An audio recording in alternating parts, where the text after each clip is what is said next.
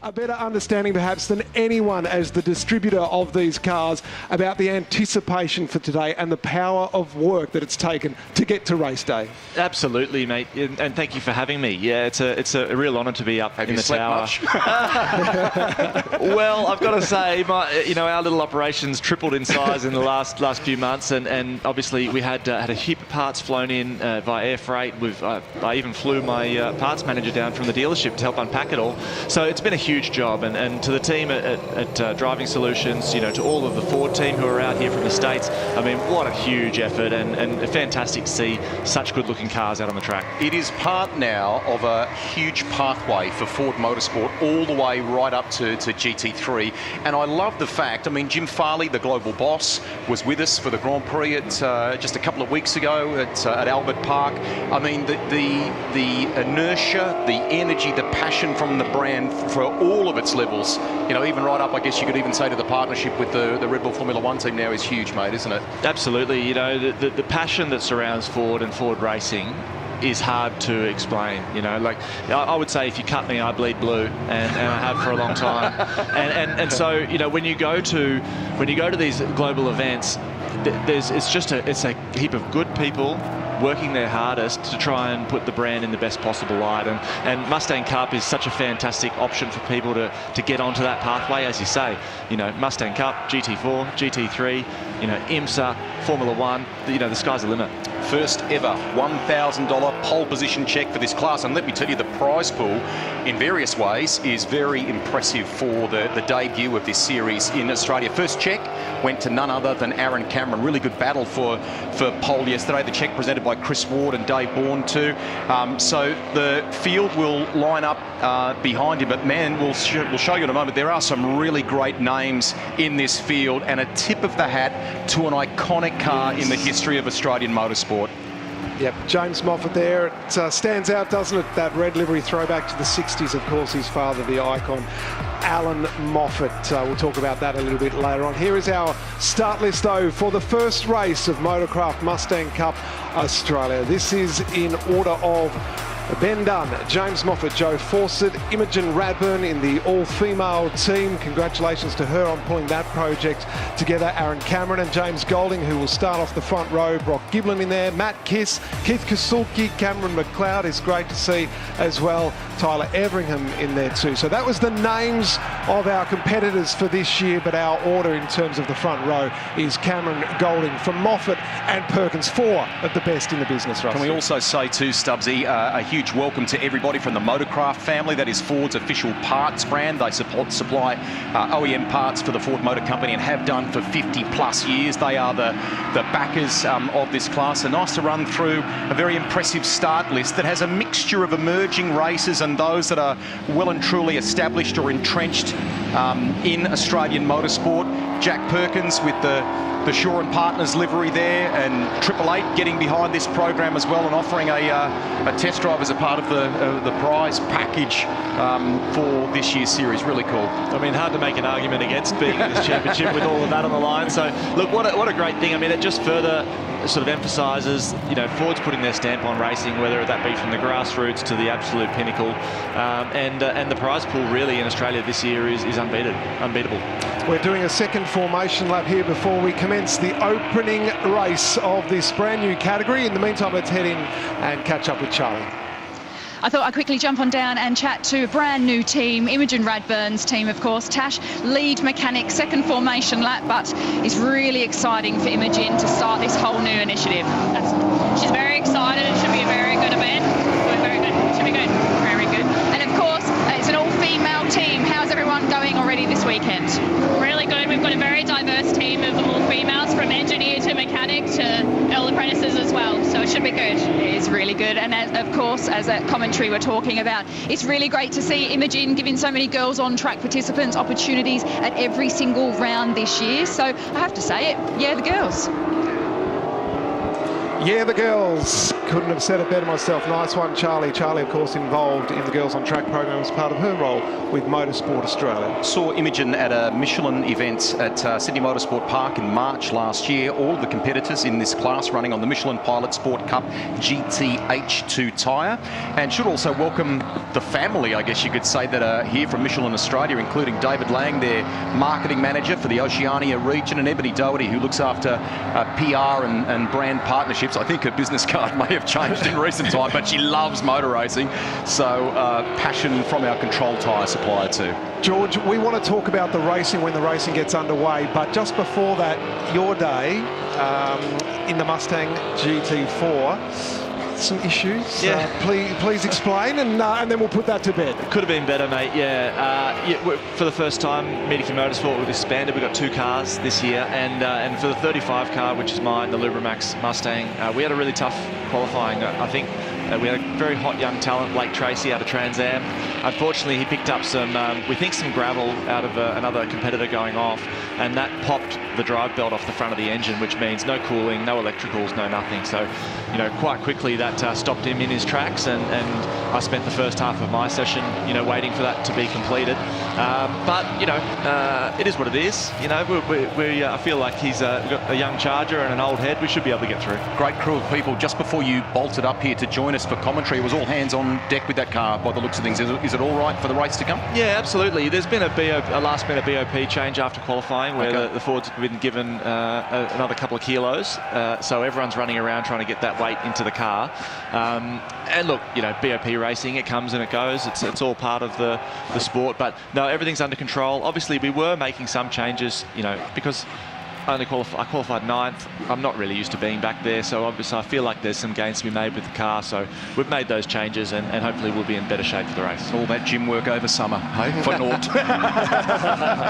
All right, we're all bunched up here, Stubbsy. This is a momentous moment. We should make that point. The first ever race, the first ever round for Motorcraft Mustang Cup in Australia.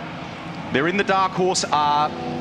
There is, as a part of this series in 2026, some opportunities for youngsters coming through. We look after those as well who've, let's say, got a bit more experience on their side. We'll talk about that as the racing unfolds. Very close lineage in road car turns, but let me tell you, the sound of these cars down the main straight at Phillip Island is something else. And beside Aaron Cameron on the front row is one of the Ford Racing development drivers, the inductee Cameron McLeod, who did such a good job, didn't he, at Le Mans, or I should say he's back in the third row of the grid, but did such a good job at Le Mans last year. Jimmy Golding and his stablemate at BRT on that front row. So here we go. For the first time, Motorcraft Mustang Cup Australia. They're on the Gardner Straight. The H-pattern shifter, 500 plus horsepower from the 5-litre Coyote V8. And we're ready to go racing. It's Cameron alongside Golding. Motorcraft Mustang Cup underway for race 1. And the V8s are roaring down into turn 1. Slippery conditions. Look at Moffat. Look at Moffat. Tucked up in behind him already into turn 1. So he split the Gary Rogers Motorsport. Because, I mean, GRM having them a part of this series as well. We should talk about that. Some great teams in this field. Moff's a little wide there. And that's given some breathing space to the 33. What a sound, George. Oh, how good is that? I mean, hearing all of those cars come down the front straight there for the race start. What an epic start. So can they get them stopped into Miller Corner? Of course, big, bulky, heavy cars producing so much power. A clean start from Aaron Cameron when he was offered the drive, and the number 33, the iconic Gary Rogers Motorsport number. He said, yes, please. He knew the lineage of drivers that have been in that and said, where do I sign? I want to be part of this. Problem to Jack Perkins. Jack Perkins in the Shaw Partners Financial Services entry. That's an issue there for him. So one of the big names is slowing on the racetrack. Oh, that's devastating stuff for Jack Perkins. He was looking forward to having a battle with his great mate, James Moffat. They've grown up together, but they're not going to be racing together side by side in this one, at least. Barry Rogers will be loving this. And you often see at race meetings where they're in attendance. Moff will be at dinner with him and so on, and in those crazy coloured trademark shorts like his much loved and much missed dad would have worn, Gary Rogers. Here they come through the final corner onto the main straight at Phillip Island. We've got 28.5 minutes of racing remaining, and Aaron Cameron already has more than a second advantage over Moffat and Golding as they continue to swabble away. The point I didn't articulate it very well, Stubbsy, at the start there is the young Ford Racing development driver, the inductee in Cameron McLeod. He did such a great job at Le Mans last year. Was only confirmed in recent days to be taking part in this, and has already picked up a couple of spots, so keep an eye on him in position number 4. And that's a tale of two stories, isn't it? It's hard to watch that as Perkins comes in at a much slower rate into the pit lane here. And the number 92 there of Cam McLeod, that's the same number that he wore on the car when he had the victory, 2 victories at Le Mans, the Invitational last year. So this is the first time we've seen a fully fledged series internationally outside of North America for the Mustang Cup. He's 21 years of age, and as you say, really, as a result of that performance at Le Mans, came onto the radar for Ford, and nice to see him being embraced in that regard. If memory serves, when we went to the launch for Midiki Motorsport on the inside of the chase at Bathurst as a part of the 12-hour, he was in the room that day too. So nice that you know, he's got a bit of an opportunity under the umbrella there. Absolutely, it's great for Ford Racing to obviously endorse the talent that we've got here in Australia, and Cam, man, he did a great job at Le Mans, you know, fantastic. And what a lot of people don't know is that there's slow zones at Le Mans. He actually ended up, he was miles in front, but he had to come back through the field again because of some confusion on that. And the last 2 laps from Cameron McLeod at Le Mans, that put him on Ford's radar for sure. Lots of learning for everyone in this class, even the very experienced guys, Aaron Cameron, James Moffat, James Golding and so on. I think lots of people went different directions yesterday from a setup perspective, even a tyre pressure perspective. But you said something just as we got set out of the commercial break for this race. Not much in the way of wet weather running. This is sort of fresh territory for everyone, isn't it? Yeah, I can't think of any time when anyone would have driven these cars in the wet unless it was a private test, you know, before the event. So there'd be a lot of learnings going on. Obviously, you know, the Michelin tyres, fantastic tyre, and very well known actually for having a very good wet. But as we know, you know, being out of the window, even by a small amount, can see a dramatic change in pace. And you know, we're not, obviously I would expect Cam to be hustling these guys up the front, and obviously he's battling a pretty ill handling car at the moment. Here comes James Golding. Good. A little bit of history, unwanted history perhaps, for Josh Anderson, the first driver in Motocraft Mustang Cup history to cop a penalty. 5-second penalty for him for a false start in the number 94. So he's had a bit of a challenging weekend. He had a bonnet come up during yesterday's running. Of course, we had that headwind as you headed down the straight, and just a bit of buffeting in the bonnet, and lifted up and blew out the front and rear windscreens. But great job by everyone sorting that problem out and making sure that he could be back on track at for the day today. He sampled the car at the category's official kind of launch day back in February, and he comes in with Aussie Racing Cars pedigree, a GR Cup winner as well, so he's a good addition to the series. Absolutely, and as you say, there's these big headline names, but there's also, you know, the Giblins and the Fawcetts and the Andersons, these young drivers coming in who are doing a fantastic job, you know, obviously, you know, up against some pretty big firepower. Watching a little further back here, it's no problem for the 93 in terms of the wiper being on for Tyler Everingham, but it's those that are following him in the spray that are doing the difficult work. Cameron more than 2 seconds now, so still close between Golding and Moffat in the fight for second place. I thought McLeod might be a little bit closer than where he is, maybe just those opening laps, and fighting his way from 6th to 4th there, just costing a little bit of time. Yeah, and I was going to say, you know, we talked about these drivers not having much experience in the wet, but Dale and chase down his stablemate from both the Blanchard Racing Team in Supercars and Gary Rogers Motorsport here. Oh, a little taily for Cameron through that point. Golding's been able to clear Moffat here. So does James play a little waiting game? And just bear in mind that if things do continue to dry, we've got some blue sky starting to pop through, things starting to maybe dry a little in this race, that you just want to keep a bit in your back pocket for the end of this race. I mean, absolutely. This is Phillip Island. If you don't like the weather, wait 5 minutes. Yeah, but as you say, you know, Moff's got a cool head. Obviously, super experienced, and he'll be keeping an eye on his tyre condition as well. So when you look at the totem, the times on the left-hand side of your screen there, you'll see the two blues, Kasulki and Dunn. Keith Kasulki, of course, a man who we've known across many categories in recent years, and also great to see Ben Dunn, likewise of V8 Utes experience. The blue signifies the Dark Horse Legends class, so that's the over 40s, so apologies for aging the gentleman there, but the prize, as detailed, Rusty, 12-month lease of the Ford Mustang or a Ford Ranger Raptor. That's a tough choice. I think I'd go the Mustang, so then I don't have to have the kids. Gee, you sound good. You might get a job at the Medicare dealership on the north coast there of New South Wales. That was very good. Let's go to pit lane. I think Charlie's standing by.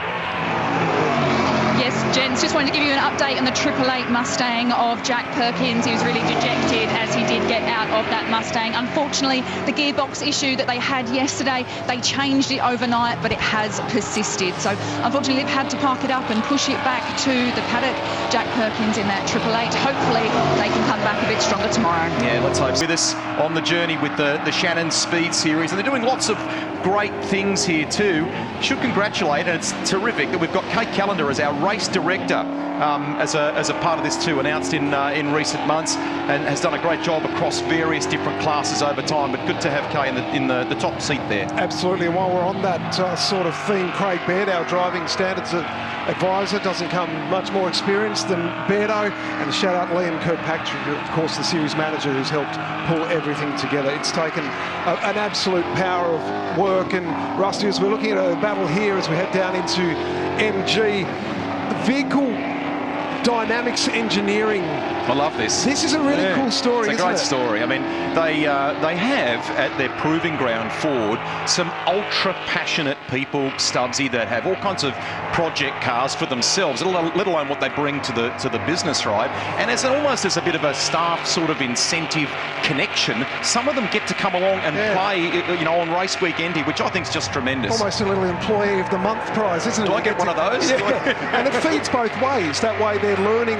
racecraft, race vehicle dynamics here as they do to the road car, and it can be a two-way street. I mean, as George detailed before about the passion that exudes the brand, I mean, that's just another reinforcement of it, isn't it? Exactly. You know, Ford's just launched a new brand campaign, Ready, Set, Forward, and I think that says everything about it. You know, it's a company that's exciting, that builds exciting cars, and you know, racing obviously is a core part of that. One thing I've been interesting to watch is the eagle-eyed among you might have looked and seen that Cameron, Golding, Moffat, McLeod, those guys are already looking for water down the front straight, so they're pulling off the normal racing line, looking to cool that Michelin wet tyre, obviously trying to conserve it for the rest of these this next 20 minutes. Jimmy Golding has found a few tenths, guys. It's down to 1.5 seconds there now, so just gradually chipping away. So at the moment, our best lap time of 1:48.1. George, do you have any sort of idea of where a crossover time might be, given there's still a bit of water around, but it looks like no more coming? Yeah, well, knowing that they did sort of 36s yesterday, or in qualifying, or in the dry, I should say, obviously I would think that's in that low 40s. You know, there's still a bit of time yet to come from this Michelin wet, but as we can see, these guys pulling right over towards the inside wall as they're coming down the front straight, they're definitely conscious of that tyre temp already. So Aaron Cameron, one of our supercar stars in this field, leading his supercars teammate at Blanchard Racing in Jimmy Golding. The two guys know each other so well from their GRM days, and we've seen them compete against each other here on the Shannon Speed Series over the years, haven't we? In S5000, of course, Aaron was one of the front runners in TCR as well. Moff did a bit of Trans Am. They've all sampled a little bit of everything, but this today is the Motocraft Mustang Cup, race number 1. Both of those guys, both Cameron and Golding, are in a really happy place at the moment, aren't they? I mean, great miles they're getting to do as a part of this, and Aaron's on double duty, and they've had a really energised start to the season in supercars for the Blanchard squad too. Absolutely, pretty much took the words out of my mouth. I was just thinking about what I was going to say next, and it was that those two guys particularly are in really, really hot form at the moment. Obviously, Blanchard Racing Team is doing a fantastic job making the most of their new partnership with 888 in supercars from an engineering standpoint. But they're just two guys that love going racing. You know, Golding in Trans Am, Aaron Cameron in Ford sports cars, and it really shows. You know, they're obviously very comfortable behind the wheel at the moment, and they're producing, you know, huge things. I mean, I unfortunately had the quality manager Chris Ward with me now. Chris, this is a brand new category introduced this season. How exciting is it to have Ford have a category like this, and it's starting off a new season on a high, would you say? Being part of the introduction of any new category is always exciting, but as you can hear in the background, the sound of our roaring Coyote V8 engines, couldn't be more excited to be here. We've had such a tremendous welcome from the crowds here. I'm sure this is going to be a new fan favourite. Is it fair to say this is where legacy really meets a new up-and-coming talent? Absolutely. In Mustang Cup Australia competition, we have two classes of driver. We have Dark Horse Legends and our Dark Horse drivers at the front of the field there. And it's really part of our Ford racing ecosystem of sports car racing globally. Part of our pyramid of racing with the Mustang Dark Horse R, the Mustang GT4, of which we also have 10 of those here this weekend. And His way into the game in the final few minutes. George, the question to you, in terms of the driving style of these cars, I mean, the engine transmission, they're direct from the road car with some additional cooling, but the bodies, they come off the exact same production line, don't they, as Michigan, as the dark horses that we see on the road, the Mustangs that we see driving around. I mean, in terms of the aero and the setup of the car, who does it suit? And what do you need to do well to extract that lap time? Well, Mustang, you know, while we don't have manufacturing here in Australia, I think Mustang speaks to Australians as the home car. Like we identify with Ford, and as you say, these cars are very close to a road car, you know, obviously with some big improvements in braking and suspension and a bit of engine power as well. But as you say, they come off the production line, they go to Watson Racing in Detroit, and they're built up from there as all under the supervision of Dave Bourne and his team. And they do a fantastic job. And actually, because they're outside of that SRO balance of performance thing, these things have got some power, man. I tell you what, you know, my first time driving this car it shoved me in the back more than even my GT4 car. Wow. So certainly from a straight line handling point of view, you know, they're very, very impressive. They are quicker than the GT4 in a straight line. 100%. Yeah. Big, and you can feel it in the car. You know, it feels strong. It's got good power. It drives well, and as you say, it's got a good tyre. You know, the Michelin tyre is fantastic, and so that's why we're seeing lap times that are, you know, 2.5 seconds slower in the dry than a GT4 car, which is twice the price and twice the complexity. We saw top speeds in the Friday action here around the 256k an hour mark on the Gardner straight from these cars. Now, just while we've been sort of chatting away there, Golding has closed in even more on Aaron Cameron. So this battle for team out here in the commentary box, but this gap now, as Rusty's been detailing, getting closer and closer and closer, and in this, it's wide, isn't he? Oh gosh, he's aggressive. Great racing to watch here.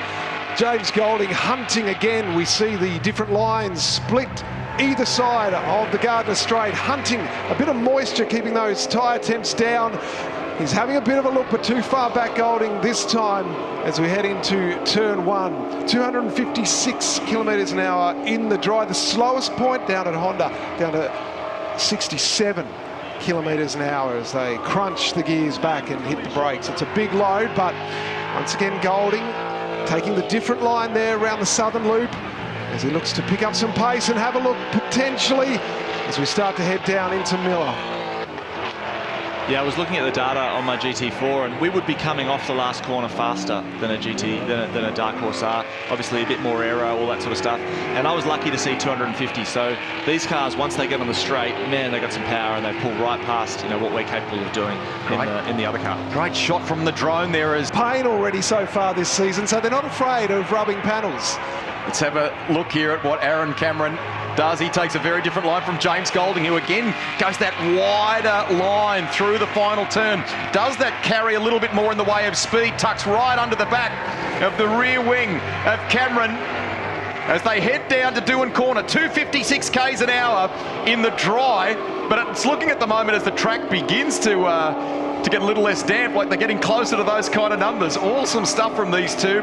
Moffat just over 2 seconds behind them. Just keep a little watch on that famous number 9. George, talk to us. What's it like trailing in these cars? Do you get a little bit of assistance to aero wash? What's it like? Yeah, absolutely. Obviously, DHR a little bit less aero than a GT4, so the draft won't be as powerful, but you can certainly feel it. I came onto the front straight behind another Mustang, and you definitely gain a couple of k's an hour down the front straight. Beautiful shots again from the drone. You see these slightly different apexes there from both of these front runners. The gap 0.2 of a second is close enough now, you would think. Look at the rear though for Golding as he tries to work his way around there at Siberia. Will that affect his exit speed as we head on up towards the hay shed though? And you'll notice in the wet, guys, the traditional racing line is very, very different. So you can see both Aaron and Jimmy both trying that go-kart line, you know, trying to get the car off the areas of the track where in the dry, cars are for the race. So they're really starting to battle that tyre condition. They might be winding up the ABS, they might be winding it down. It's purely a driver preference thing, really. But as you say, it is a dark art. And if you get a driver who has the right feel on the pedal and the right setting on the dash, you know, it can be a massive speed difference. Oh, I love that sound. And it sort of just echoes around the entire precinct here at Phillip Island. So they emerge once again out of the loop and head towards Stoner Corner. Less than 6 minutes in this race. What shape will Cameron and Golding be in on the final lap? That's the real question. James has been hunting everywhere for damp spots on the track. I think James Moffat's been doing something similar, actually, so just keep a little watch on that too. Let's get back to the lane now. I thought I'd grab the chance to speak to Sam Paley, Ford development driver, and coincidentally quite good mates with Cameron McLeod. We're contesting with the Coyote V8 engines, but let's just try our best anyway, Sam. Really cool to see the dark horses here in Australia. Yeah, it's fantastic. I mean, it's been a big hit in the United States. It's one of the most fun cars I've ever driven in my career. And as you just mentioned, you can't get enough of that sound. I mean, they're frequently the loudest cars at the track. And right now we've got a great battle with some supercar drivers going on. So the racing's always great. You have the elements of a race car, the sound, the smell. So it's such a great platform, especially for young drivers that are making their way through the ranks. And you raced this car in Le Mans. Unfortunately, it was P2 and Cam picked you to the post for P1, but what's it like to drive one of these incredible Mustangs at Le Mans?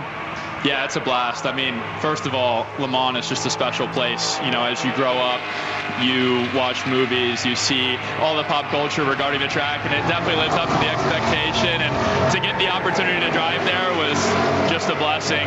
And it was a great event. You know, we ended up with 2 podiums through my own program, Paley Motorsports, so that was a special moment for me as well. But definitely might be the absolute highlight of my racing career so far, racing at Le Mans under my own banner and getting 2 podiums. And, you know, Cam won both races there, so he did a fantastic job, and he's a fellow development driver with me here at Ford. And, you know, we're looking to grow together as drivers and just become the best versions of ourselves. Thanks, Sam.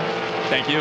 I think while we're proud of the growth that Monochrome Australia GT4 has had, and we've got a massive grid, if you've just joined us for our coverage here on Fox and KO, stick around for that because the field of cars is super impressive. But on the flip side of that, not just drivers from Australia and New Zealand, right, but to think we can attract someone like Sam from the United States to come and play, I mean, really, that's a good story, isn't it? Yeah, pretty awesome. And again, you know, it just shows that our championship is right up there in terms of what's going on in the world at the moment. You know, I would say that it would have to be the most competitive, you know, GT4 championship in the world, and it's great to see where it's grown from that over the last 2 years. I know that we need to keep watching this battle here. You said something at your team launch in February, which is worth talking as he looks to the outside here at Lukey Heights. Is he going to have a go here, James Golding? I think he is. Move for the lead, dives down the inside. Now does Cameron fight back here? Oh, look at how much it lights up coming out of there. So James Golding is your new race leader. Is that game over for Aaron Cameron, who's led the bulk of this race with just under 3 minutes remaining? We'll keep watching this. This will be fascinating, I reckon, to the line.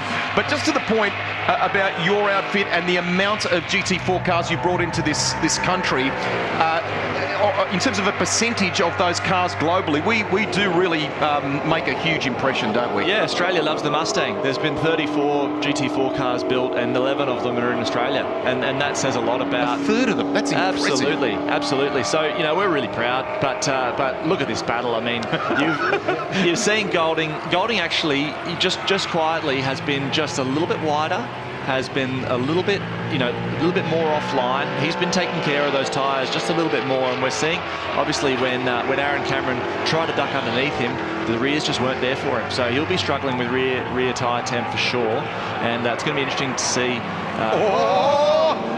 Goes wide at Miller Corner. That gives Cameron a little sniff of opportunity in the background. I think Moffat is now too far away. You can see it's nearly out to 5 seconds there. So this will be on to the Gardner, straight here at the island.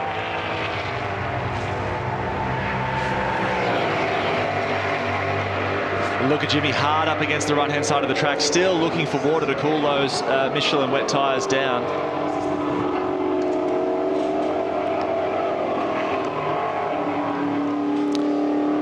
So the last lap for race 1, it's all on the line. It's the two GRM boys, the two supercars stars. It's Aaron Cameron on the inside there. Oh, there could have been contact.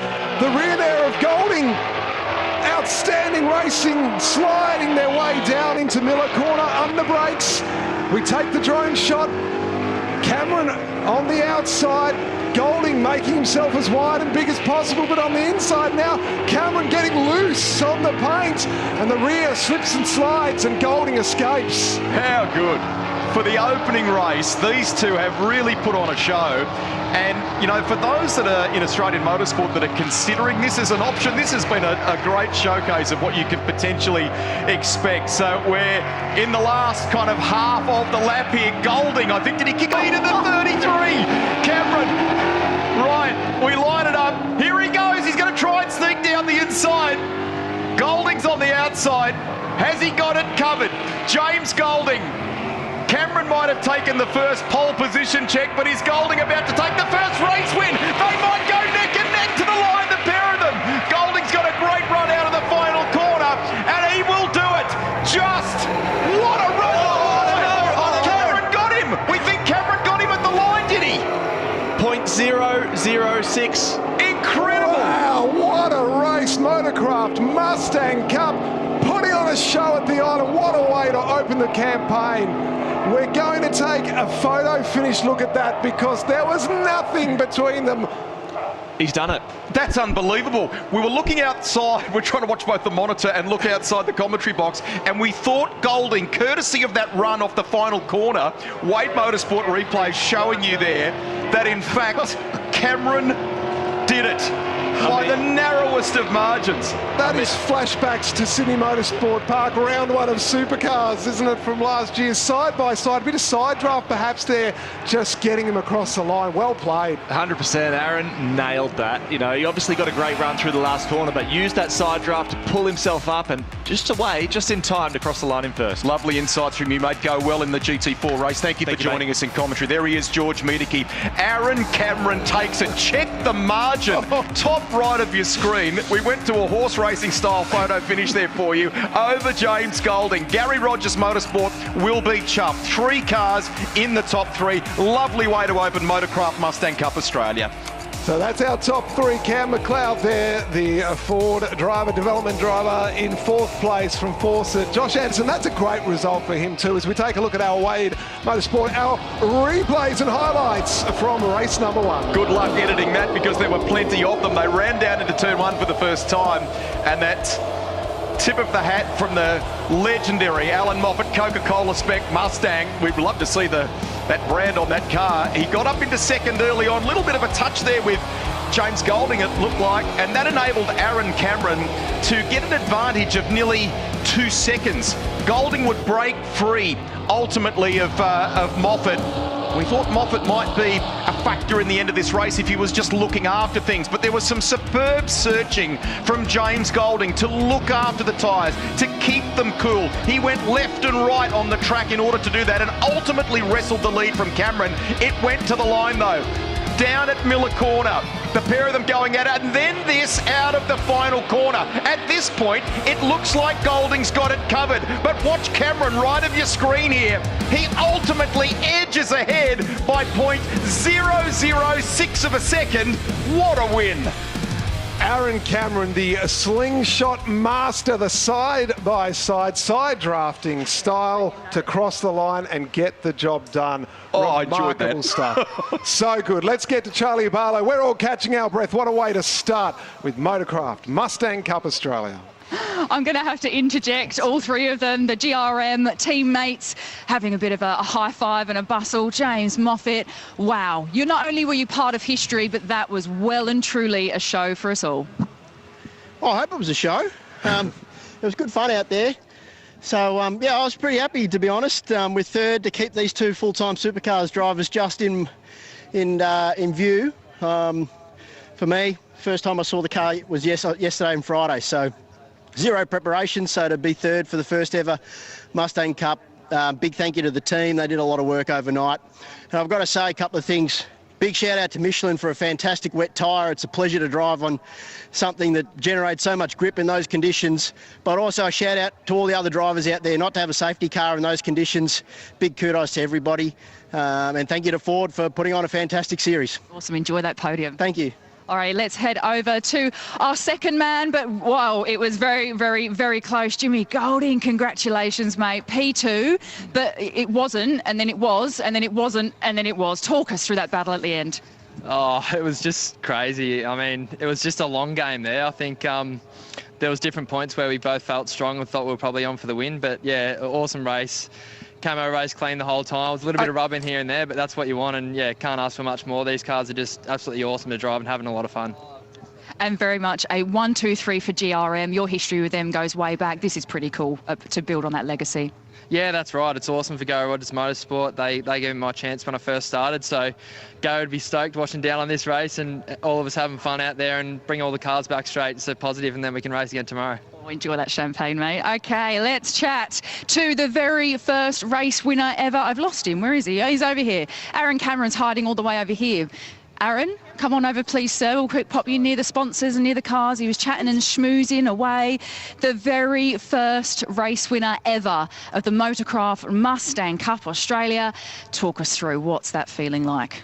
Yeah, it was a pretty cool race. It was a bit sketchy out there, nice and wet at the start, and they kept drying, and it was beautiful when I had Moff in second. I'm like, yeah, we'll just keep it like this. And I saw Jimmy coming, and then he was behind me, felt like forever. And yeah, I really thought once he got me, he was just going to be sailing out because his lines were just completely different to mine. So yeah, lucky to get, I think, a few mistakes by Jimmy. Or I don't know, I just was able to just get a bit closer on that last lap, and we had a really good battle. It was just awesome. So, and I didn't expect to get it at the line. I still thought we were second. So yeah, cool, really cool race, and we're here for a bit of fun, and just yeah, it's just bloody awesome. Really cool. And yesterday you said this car made you feel like a hero. Today, is it making you feel like one even more? Yeah, the car's doing the work. I just turn the steering wheel left and right when there's a corner. So no, it's the boys, GRM, done a great job with a limited prep in these cars just to get them where we want them. And yeah, it's going good. Now it's focused on the Mustang GT4 over there, so we can hopefully get on the podium again today. Well, congratulations. Enjoy that bit of history and enjoy that podium.